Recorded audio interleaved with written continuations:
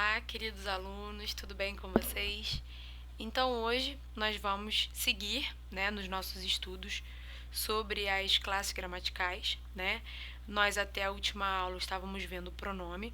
Claro que nós nas aulas presenciais já passamos por várias classes gramaticais, já estudamos os substantivos, já estudamos adjetivos, já estudamos artigos, os numerais, iniciamos nas aulas online os nossos estudos com os pronomes e hoje nós vamos começar a estudar os verbos, tá?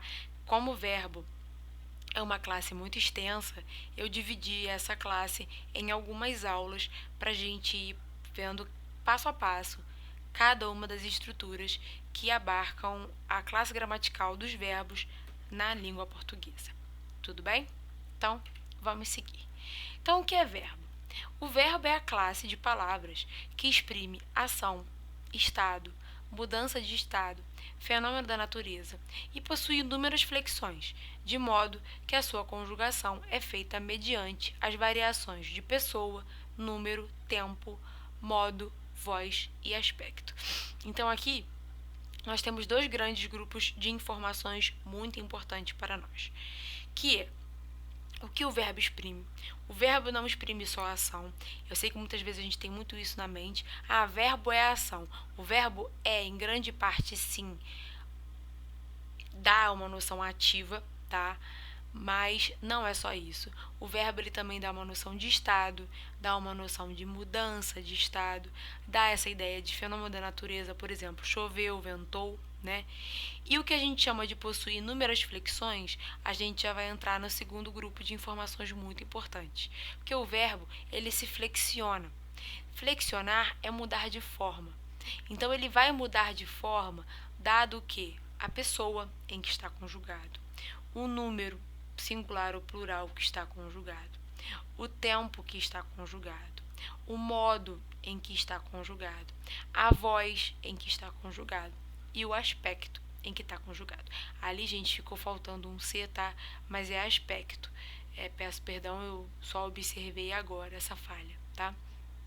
Então, nós vamos passar por cada uma dessas flexões à medida que nós formos estudando, tudo bem? Então, hoje eu achei importante nós começarmos a nossa aula trabalhando com a própria estrutura do verbo, tá? A própria estrutura, como que um verbo é estruturado. É importante a gente ver como que os verbos se estruturam, para dali a gente começar a analisar cada uma das suas inúmeras flexões, tudo bem? Então, o radical. Vamos começar com o radical. O radical é a base.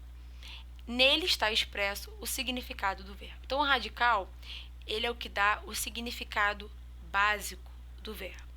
Então, por exemplo, a gente tem ali dissertar. Então, ali, disserte até o T é o radical, que me faz referência a esse significado de falar sobre, que é o dissertar. Esclarece, que aí a gente termina no C, que a gente vai ter o verbo esclarecer, que me dá esse sentido do que é esclarecer ou tornar algo claro, no sentido de bem explicado, E contribui, que é o radical, que seria contribuir, que é essa ideia de o que você pode ajudar com alguma coisa.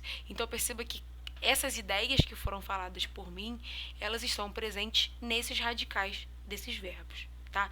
Então, a esses radicais vão se unir as estruturas de conjugação verbal, tudo bem? Então, nós temos a vogal temática. A vogal temática, ela é aquela que se une aos radicais, com o objetivo de receber as próprias desinências de conjugação, tá? Então, a gente chama de que a vogal temática, o radical mais a vogal temática, a gente vai chamar de tema. E esse tema é o que está preparado para receber as desinências verbais. Então, percebam ali, tema, radical mais vogal temática. Então, perceba que a gente tem disserta, até o T é o nosso radical e o A é a nossa vogal temática.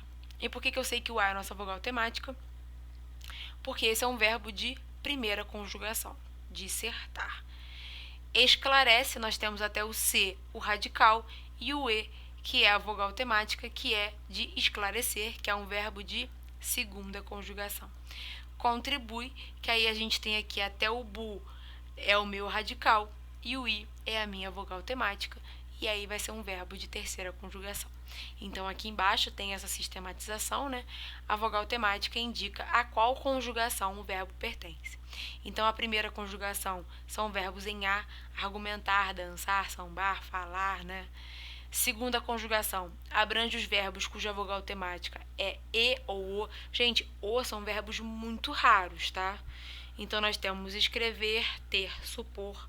E na terceira conjugação, abrange os verbos cuja vogal temática é I: emitir, evoluir, ir, partir e vários outros. Tudo bem? Então, vamos seguir. Olha o verbo aí de terceira conjugação. As desinências agora.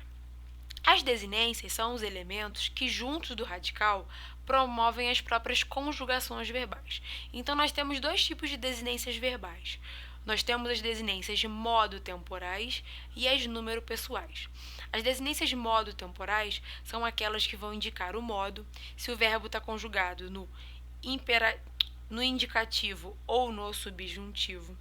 E eles vão indicar tempo, se esse verbo está no presente, no pretérito perfeito, imperfeito, mais que perfeito, no futuro do presente, no futuro do pretérito e em todos os tempos verbais. Então, as desinências de modo temporais vão indicar modo verbal e tempo verbal. E já as desinências número pessoais são aquelas que vão dar uma noção de singular e plural e vão conter as informações de se esse verbo está conjugado na primeira, na segunda ou na terceira pessoa do singular, ou na primeira, na segunda, na terceira pessoa do plural. Lembrem-se que, para conjugar verbos, nós tomamos emprestado os pronomes pessoais do caso reto. Nós declinamos, nós conjugamos o verbo dadas aquelas estruturas. Então, eu amo, tu amas, ele ama, nós amamos, vós amais, eles amam. Então, perceba que eu uso eu, tu, ele, nós, vós, eles, que são pronomes pessoais do caso reto. Então, nós vamos usá-los também como essas pessoas e números que vão indicar essas desinências. Tudo bem? Então, nós temos aqui exemplos. Dissertávamos. Perceba que aqui nós temos disserte, até o T é o meu radical.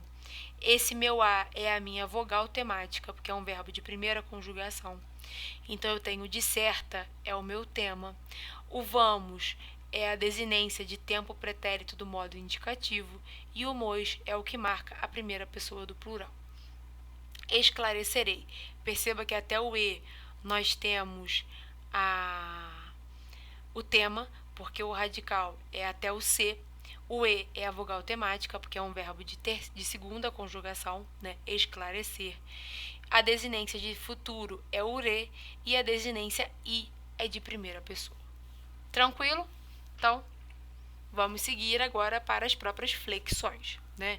Então, os verbos eles vão se flexionar, né? Então, para conjugarmos os verbos, temos de ter em mente, em conta, as flexões a seguir. A flexão de pessoa. Primeira, segunda, terceira. Do singular ou do plural. Então, olha lá, primeira, eu e nós. Segunda, tu e vós. Terceira, ele e eles. Então, nós temos número, singular, eu, tu, ele. Plural, nós, vós, eles.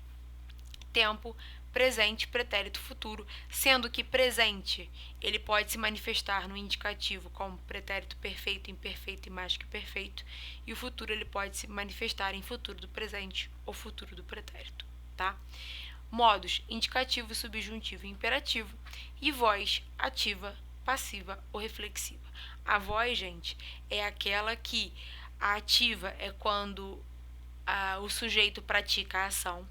A passiva é quando o sujeito recebe a ação e a voz reflexiva é quando o sujeito ele pratica e recebe a ação realizada. Então, é como se fosse assim: Rafaela cortou o bolo, voz ativa. Rafaela está praticando a ação. Voz passiva: o bolo foi cortado por Rafaela, voz passiva. O sujeito bolo está recebendo a ação. E Rafaela cortou-se seria a voz reflexiva, porque Rafaela exerceu a função de cortar e recebeu a função de ser cortada. Tudo bem? Então, vamos agora no caderno só dar uma sistematização do que foi estudado nessa aula. Então, nós temos exercícios de fixação, tá? 1. O que é o verbo, né? 2. Quais são os elementos estruturantes dos verbos? 3. O que é o radical? 4. A vogal temática indica a conjugação verbal? Se sim, liste-as. 5. O que são as desinências? Quais suas subdivisões? E 6. Quais flexões os verbos podem ter? Elenque-as. Então, façam esses exercícios. Todas essas perguntas podem ser tranquilamente respondidas após assistir a aula. Qualquer dúvida que vocês tiverem, vocês podem reassistir ou mandar uma mensagem para mim que eu vou tirar a dúvida de vocês para a elaboração dos exercícios. Tudo bem? Então, essa é a bibliografia da nossa aula. Obrigada, até a próxima aula. Bom estudo para vocês. Qualquer dúvida que tiverem, me mandem uma mensagem. Tchau, queridos, até a próxima.